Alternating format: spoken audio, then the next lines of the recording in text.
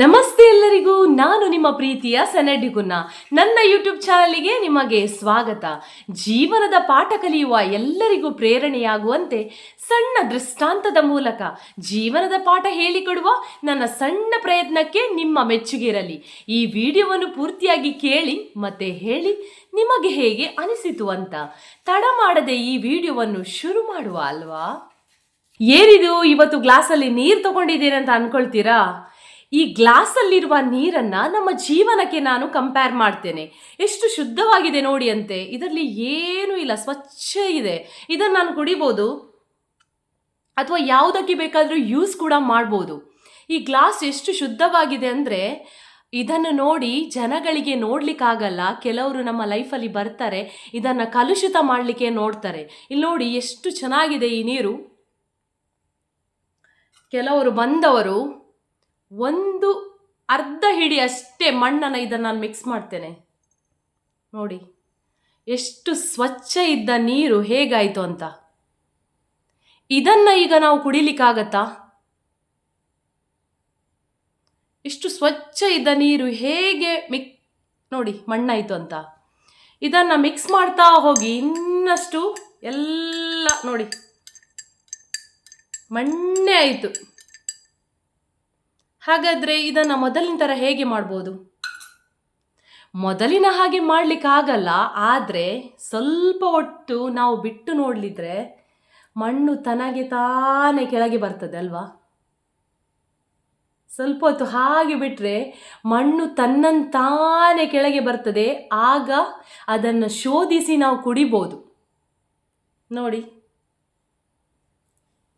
ಕೆಲವರು ನಮ್ಮ ಜೀವನದಲ್ಲಿ ಬರ್ತಾರೆ. ಅದು ನಮ್ಮ ಸ್ನೇಹಿತರೇ ಆಗಿರ್ಬೋದು, ಪರಿಚಯದವರಾಗಿರ್ಬೋದು, ಕುಟುಂಬದವರೇ ಆಗಿರ್ಬೋದು, ಯಾರೇ ಆಗಿರ್ಬೋದು.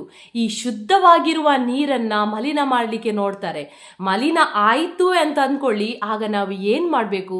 ಅದನ್ನು ಹಾಗೇ ಬಿಡಬೇಕು. ಇನ್ನೂ ಕೂಡ ಅದನ್ನು ಮಿಕ್ಸ್ ಮಾಡಲಿಕ್ಕೆ ನೋಡಬಾರ್ದು. ಆಗ ಮಲಿನ ಇದ್ದದ್ದು ಕೆಳಗೆ ಬಂದು ಕೂತ್ಕೊಳ್ತದೆ, ಮತ್ತು ನೀರು ಇನ್ನೂ ಕೂಡ ಶುದ್ಧ ಆಗಲಿಕ್ಕೆ ಸ್ಟಾರ್ಟ್ ಆಗತ್ತೆ. ಮಾತು ಮನುಷ್ಯನ ಅತ್ಯಂತ ಶಕ್ತಿಯುತ ಆಯುಧ. ಒಂದು ಹೃದಯವನ್ನು ಆ ಮಾತಿನಿಂದ ಕಟ್ಟಬಹುದು ಅಥವಾ ಒಡೆಯಬಹುದು. ಆದರೆ ನಮ್ಮ ಜೀವನದಲ್ಲಿ ಕೆಲವು ಸಂದರ್ಭಗಳು ಇರುತ್ತವೆ, ಅಲ್ಲಿ ಮಾತಿಗಿಂತ ಹೆಚ್ಚು ಮೌನ ಪ್ರಭಾವಿ ಆಗಿರುತ್ತದೆ. ನಾವೆಲ್ಲರೂ ಮಾತನಾಡಲು ಕಲಿತಿದ್ದೇವೆ, ಆದರೆ ಯಾವಾಗ ನಾವು ಮೌನವಾಗಿರಬೇಕು ಅನ್ನುವುದು ನಮಗೆ ಗೊತ್ತಿಲ್ಲ.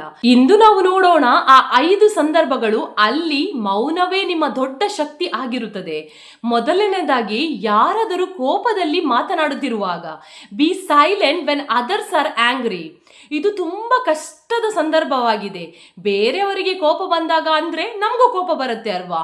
ಆ ಸಂದರ್ಭದಲ್ಲಿ ಸ್ವಲ್ಪ ತಾಳ್ಮೆ ಕಳ್ಕೊಂಡ್ರು ರಿಲೇಶನ್ಶಿಪ್ ಹಾಳಾಗ್ತದೆ ಅನ್ನೋದನ್ನು ಯಾವತ್ತೂ ಮರಿಬಾರ್ದು. ಕೋಪದಲ್ಲಿರುವ ವ್ಯಕ್ತಿಯ ಮುಂದೆ ಮಾತನಾಡುವುದಂದ್ರೆ ಉರಿಯುವ ಬೆಂಕಿಗೆ ಎಣ್ಣೆ ಸುರಿದಂತೆ. ಅವರು ಕೋಪದಿಂದ ಇರುವಾಗ ಅವರಲ್ಲಿ ವಿವೇಕ ಕೆಲಸ ಮಾಡುವುದಿಲ್ಲ. ಒಬ್ಬ ಶಿಕ್ಷಕ ಒಬ್ಬ ವಿದ್ಯಾರ್ಥಿಯನ್ನು ನಿಲ್ಲಿಸಿ ಸರಿಯಾಗಿ ಬೈತಾನೆ. ಆ ವಿದ್ಯಾರ್ಥಿಗೆ ಬೈಬೇಕಂತ ಅನಿಸಿದ್ರು ಅವನು ಏನೂ ಮಾಡ್ಲಿಕ್ಕಾಗಲ್ಲ, ಸುಮ್ಮನಿರ್ತಾನೆ. ಆದರೆ ಆ ಶಿಕ್ಷಕ ಮರುದಿನ ಬಂದು ಆ ವಿದ್ಯಾರ್ಥಿಯನ್ನು ನಿಲ್ಲಿಸಿ ಹೇಳ್ತಾನೆ, ನೀನು ನನಗೆ ನಿನ್ನೆ ನಾನು ಎಷ್ಟು ಬೈದ್ರೂ ಏನು ಒಂದು ಶಬ್ದವೂ ಮಾತನಾಡಲಿಲ್ಲ, ಅದುವೇ ನಿನ್ನ ಶಾಂತಿಯ ಸಾಕ್ಷಿ ಅಂತ ಹೇಳ್ತಾರೆ. ಆಗ ಆ ಹುಡುಗ ಅನ್ಕೊಳ್ತಾನೆ, ಒಂದು ವೇಳೆ ನಾನು ಹಿಂದೆ ಬೈದಿದ್ದಿದ್ರೆ ಹೇಗಾಗ್ತಿತ್ತು? ಆ ಕ್ಷಣಕ್ಕೆ ನಾನು ಸುಮ್ಮನಿದ್ದರಿಂದ ಎಲ್ಲವೂ ನನಗೆ ಗೌರವ ಸಿಕ್ಕಿತು ಅಂತ ಆಗ ಅವನು ಅರ್ಥಕೊಳ್ತಾನೆ. ಈ ಉದಾಹರಣೆಯಿಂದ ನಾವು ಕಲಿಯುವ ಪಾಠ ಏನಂತ ಹೇಳಿದರೆ, ಮೌನ ನಿಮ್ಮ ಅಹಂಕಾರವನ್ನು ಕಂಟ್ರೋಲ್ ಮಾಡುತ್ತದೆ. ಅದು ಸಮಸ್ಯೆಯನ್ನು ಹೆಚ್ಚಿಸುವ ಬದಲು ಶಾಂತಪಡಿಸ್ತದೆ. ಕೋಪದ ಸಮಯದಲ್ಲಿ ಮೌನವಾಗಿರೋದ್ರಿಂದ ನೀವು ಬುದ್ಧಿವಂತರಾಗ್ತೀರಾ. ಎರಡನೇದಾಗಿ, ನೀವು ಭಾವನಾತ್ಮಕರಾಗಿದ್ದಾಗ. Be silent when you are emotional. ದುಃಖ, ನೋವು, ತಿರಸ್ಕಾರ ಇವೆಲ್ಲ ಬಂದಾಗ ನಮ್ಮ ಮನಸ್ಸು ಅಸ್ಥಿರವಾಗಿರುತ್ತದೆ. ಆ ಸಮಯದಲ್ಲಿ ನಾವು ಹೇಳುವ ಮಾತುಗಳು ಕೆಲವೊಮ್ಮೆ ನಮ್ಮ ಜೀವನ ಪರ್ಯಂತ ಪಶ್ಚಾತ್ತಾಪ ತರಬಹುದು. ಆದ್ದರಿಂದ ನಾವು ದುಃಖದಲ್ಲಿರುವಾಗ ಅಥವಾ ಇಮೋಷನಲ್ ಆಗಿದ್ದಾಗ ನಾವು ಜಾಸ್ತಿ ಮಾತಾಡಲಿಕ್ಕೆ ಹೋಗಬಾರ್ದು. ಇಬ್ರು ಸ್ನೇಹಿತರು ಒಂದು ವಿಷಯಕ್ಕೆ ಜಗಳ ಆಡ್ತಾರೆ. ಆ ಕೋಪದಲ್ಲಿ ಆಡಿದ ಮಾತಿಂದ ಅವರ ಸ್ನೇಹವೇ ಮುರಿದು ಹೋಗುತ್ತದೆ. ಅದ ನಂತರ ಅವರು ಅಂದ್ಕೊಳ್ತಾರೆ, ಒಂದು ವೇಳೆ ನಾವು ಅಲ್ಲಿ ಮಾತನಾಡದಿದ್ರೆ ನಮ್ಮ ಸ್ನೇಹ ಉಳಿತಿತ್ತು ಅಂತ. ಆದರೆ ಮತ್ತೆ ಪಶ್ಚಾತ್ತಾಪ ಪಟ್ಟು ಏನು ಪ್ರಯೋಜನ ಇಲ್ಲ ಅಲ್ವಾ. ಇದರಿಂದ ನಾವು ಕಲಿಯುವ ಪಾಠ ಏನಂತ ಹೇಳಿದ್ರೆ, ಭಾವನೆಗಳು ಬಿರುಗಾಳಿ ಇದ್ದ ಹಾಗೆ, ಅದು ತಾತ್ಕಾಲಿಕ, ಆದರೆ ಮಾತುಗಳು ಶಾಶ್ವತ. ಆದ್ದರಿಂದ ನೀವು ನೋವಿನಲ್ಲಿದ್ದಾಗ ಮೌನರಾಗಿರಿ. ನಿಮ್ಮ ಮೌನವೇ ನಿಮ್ಮ ಮೆಚುರಿಟಿ. ಇನ್ನು ಮೂರನೇದಾಗಿ, ನಿಮ್ಮ ಕೆಲಸಗಳು ಮಾತನಾಡಬಲ್ಲಾಗ, ಅಂದರೆ ವೆನ್ ಯುವರ್ ಆಕ್ಷನ್ ಸ್ಪೀಕ್, ನೀವು ಕಾರ್ಯದಿಂದಲೇ ನೀವು ಮಾತನಾಡಬಲ್ಲಾಗ ಯಾಕೆ ಮಾತಾಡ್ತೀರಾ?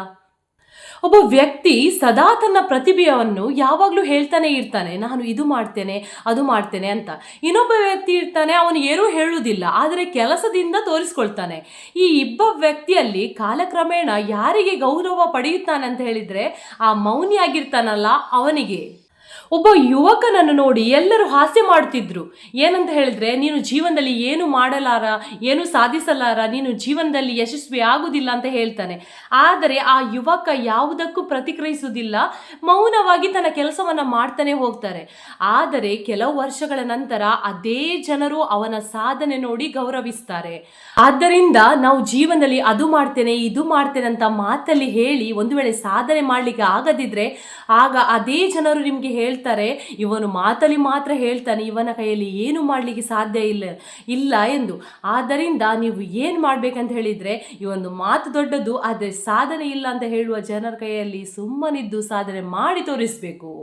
ನಾನು ಅದನ್ನು ಮಾಡ್ತೇನೆ, ನಾನು ಇದನ್ನು ಮಾಡ್ತೇನೆ ಅಂತ ಮಾತಲ್ಲಿ ಹೇಳಿ ಏನೂ ಸಾಧನೆ ಮಾಡ್ಲಿಕ್ಕಾಗದಿದ್ರೆ, ಆಗ ಎಲ್ಲರೂ ನಿಮಗೆ ಹೇಳ್ತಾರೆ, ಇವನು ಮಾತಲ್ಲಿ ಮಾತ್ರ ಹೇಳ್ತಾನೆ, ಇವನು ಮಾತು ದೊಡ್ಡದು, ಆದರೆ ಸಾಧನೆ ಏನೂ ಇಲ್ಲ ಅಂತ. ಆದ್ದರಿಂದ ನಿಮ್ಮ ಕೆಲಸಗಳು ಮಾತನಾಡಲಿ, ಮಾತು ಅಲ್ಲ. ಮೌನದ ಹಿಂದಿನ ಪರಿಶ್ರಮ ಯಾವ ದಿನವೂ ಫಲವನ್ನು ಕೊಡುತ್ತದೆ. ಆ ಮೌನವೇ ನಿಮ್ಮ ಆತ್ಮವಿಶ್ವಾಸವಾಗಿರುತ್ತದೆ. ಇನ್ನು ನಾಲ್ಕನೇದಾಗಿ, ಜನರು ತಪ್ಪಾಗಿ ಅರ್ಥ ಮಾಡಿಕೊಂಡಾಗ, ವೆನ್ ಪೀಪಲ್ ಮಿಸ್ಅಂಡರ್ಸ್ಟ್ಯಾಂಡ್ ಯು. ಯಾವುದೇ ಸಮಾಜದಲ್ಲಾದರೂ ಕೆಲವರು ನಮ್ಮನ್ನು ತಪ್ಪಾಗಿ ಅರ್ಥ ಮಾಡಿಕೊಳ್ಳುತ್ತಾರೆ, ತಪ್ಪಾಗಿ ಊಹಿಸ್ಕೊಳ್ತಾರೆ. ಅದನ್ನು ತಿದ್ದುವ ಬದಲು, ಅದನ್ನು ಸರಿ ಮಾಡುವ ಬದಲು ಸಮಯದ ಮೇಲೆ ನಂಬಿಕೆ ಇಡಿ. ಒಬ್ಬ ಮಹಿಳೆ ತನ್ನ ಕೆಲಸದಲ್ಲಿ ನಿಷ್ಠೆಯಿಂದ ಕೆಲಸ ಮಾಡುತ್ತಿದ್ದಳು. ಅವಳನ್ನು ಕೆಲವರು ಏನ್ ಮಾಡ್ತಾರೆ, ಅವಳ ಬಗ್ಗೆ ಗಾಳಿ ಸುದ್ದಿಯನ್ನ ಹಬ್ಬಿಸ್ತಾರೆ, ಬೇಡದೆಲ್ಲ ಹೇಳ್ತಾರೆ. ಆದರೆ ಅವಳು ಏನನ್ನು ಹಿಂದೆ ಮಾತಾಡಲಿಲ್ಲ, ಸುಮ್ಮನೆ ಅವಳ ಕೆಲಸ ಮಾಡ್ತಾನೆ ಹೋಗ್ತಾಳೆ. ಕಾಲ ಕಳೆದ ನಂತರ ಅವಳ ನಿಷ್ಠೆ ಎಲ್ಲರಿಗೂ ಅರ್ಥವಾಗತ್ತೆ, ಸ್ಪಷ್ಟವಾಗ್ತಾ ಹೋಗತ್ತೆ.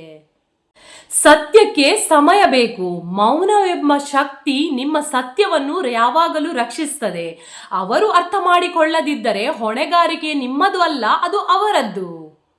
ಇನ್ನು ಐದನೇದಾಗಿ, ದೇವರ ಮುಂದೆ, ಬಿಫೋರ್ ಗಾಡ್.